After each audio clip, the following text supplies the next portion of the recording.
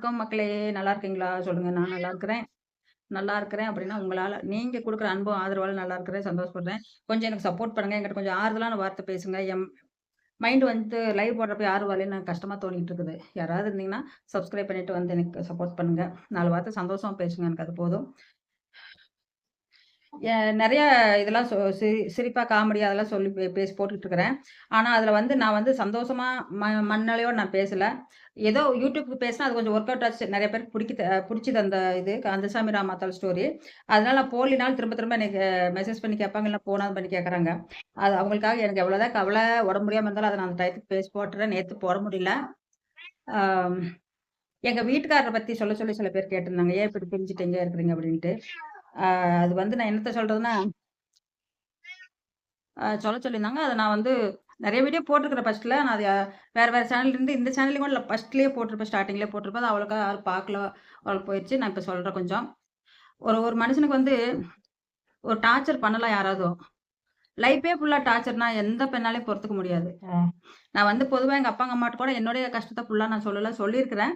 ஆனா ஃபுல்லா வந்து நான் சொல்லி அது இது பண்ண முடியல. ஏன்னா ஒவ்வொரு நொடியும் நான் எப்படி வாழ்ந்தேன், எப்படி இருந்தேன் அப்படின்னு எனக்கு தான் தெரியும் கல்யாண வாழ்க்கையில. ஆ அவருக்கும் எனக்கும் 14 வருஷம் டிஃபரெண்ட். எனக்கு 18 வருஷம், அவங்களுக்கு 34 வருஷமா நம்ம கல்யாணம் முடிக்கிறப்ப. அந்த ரேஞ்சில தான் பண்ணாங்க.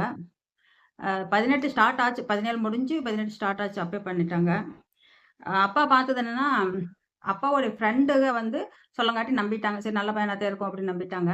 ஆந்திராவுல வட்டி கடை வச்சிருக்காங்க அப்படி இப்படிங்காட்டி அப்பலாம் இப்ப வேலை எப்படி ரொம்ப இதா இருக்குதோ, அப்ப வந்து ஃபைனான்ஸ் ரொம்ப இம்பார்ட்டன்ட்டா ஏய்! பார்த்துக்கிட்டு இருந்தாங்க. அப்புறம் கல்யாணம் ரெடி ஆயிருச்சு. ஒரு வாரத்திலேயே பார்த்தெல்லாம் ரெடி ஆயிருச்சு. எல்லாம் பேசிக்கிட்டாங்க இந்த ஊர்ல. அம் செல்லப்பனுக்கு சூப்பரான மாப்பிள்ளையாம்மா ஏய்! சூப்பரான மாப்பிள்ளையாம்மா வட்டி கடை வச்சிருக்காங்களா, நல்லா வசதியாம்மா ஆச்சா போச்சான்னு எல்லாம் பேசிக்கிட்டு இருக்காங்க. அது கடைசியில பார்த்தா ஒண்ணுமே இல்லாம போச்சு. கல்யாணம்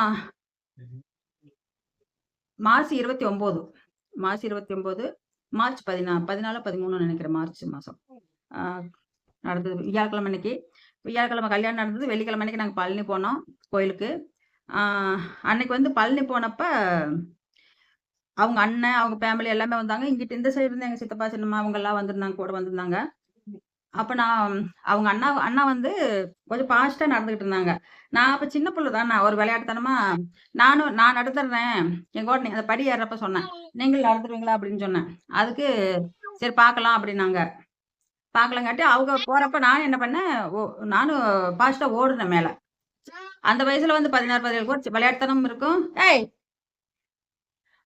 ஒரு விளையாட்டுனா ஒரு ஆர்வம். நம்ம ஜெயிச்சிடலாமே அப்படிங்கிற ஒரு இதுல ஓடுனேன்.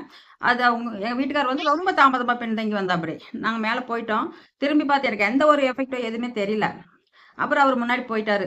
அவரு ஒரு ஜாலிக்காகத்தான் பண்ணது போயிட்டாங்க. அதுக்கப்புறம் மேல போனோம். மேல போய் லைன்ல நின்னு சாமி கும்பிடுறப்ப, பக்கத்துல எனக்கு முன்னாடி ஜென்ஸுங்க நெறைய நின்னுட்டுருந்தாங்க. அதுக்கு வந்து அவங்க மேல எங்க முன்னாடி நிக்கிறாங்க. கை, கால் படுமா படாதான்னு எனக்கு தெரியல. உடனே திட்டுனாப்படி. "என்ன அவங்கள உரசிக்கிட்டே போற நீயி?" அப்படின்னு திட்டுனாங்க. அப்படியே கை 2யும் கொண்டாந்து வச்சுட்டு யாரும் முட்டாத அளவுக்கு பார்த்து கொண்டு வந்தாப்படி. சரி ஓகே. அது அந்த அளவுக்கு பண்ணி கொண்டு வந்தாரா, மனுஷனுக்கு அப்பயே மனசு ரொம்ப இதாயிருச்சு. சாமிலாம் கும்பிட்டு வெளிய வந்தது எனக்கு அந்த அவர் கேட்ட விதம் ரொம்ப சுருக்குன்னு அந்த அவ்வளோ ஒரு இதா கேட்டாப்படி ஸ்ட்ராங்கான வார்த்தையா.